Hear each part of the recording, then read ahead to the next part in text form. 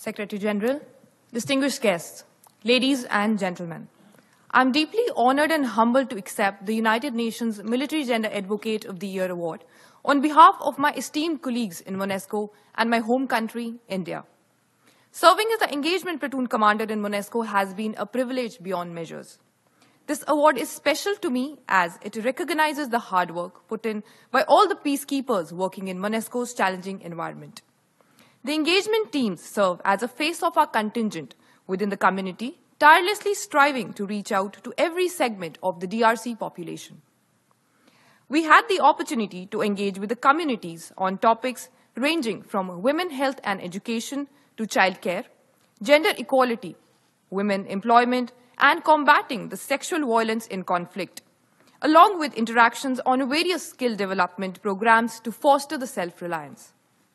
A gender perspective in the UN peacekeeping is essential for an effective, inclusive, and a sustainable peace process. Women and girls are disproportionately affected in the conflict, facing increased risk and abuse. The need of the hour is to mainstream the women in nation building, particularly in sectors of security and governance. We as peacekeepers should continue to address the needs of all those affected in the conflict and act as a role models for the society to implement a gender-sensitive approach for a lasting peace.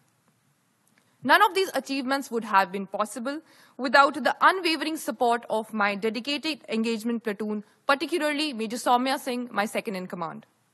I'm also deeply grateful for the guidance and encouragement of my contingent, the cooperation of all the mission stakeholders, as well as the steadfast support of my parents.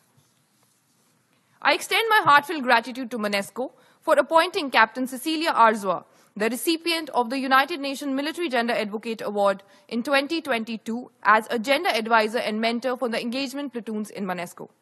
Her vast experience enriched our contribution. I encourage the United Nations and the member states to tap into the rich network this award has created. And I also hope to see one day a peacekeeper of another gender being awarded this prestigious award. Gender-sensitive peacekeeping is everyone's business, not just us, the women.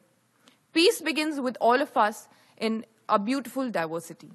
And ultimately, my greatest source of inspiration has been the indomitable spirit of the Congolese people. Their courage, resilience, and sacrifice motivated us as peacekeepers uphold the value of honor, integrity, and service before self. I pray for a lasting peace and stability in the Democratic Republic of Congo. Long live the United Nations. Thank you.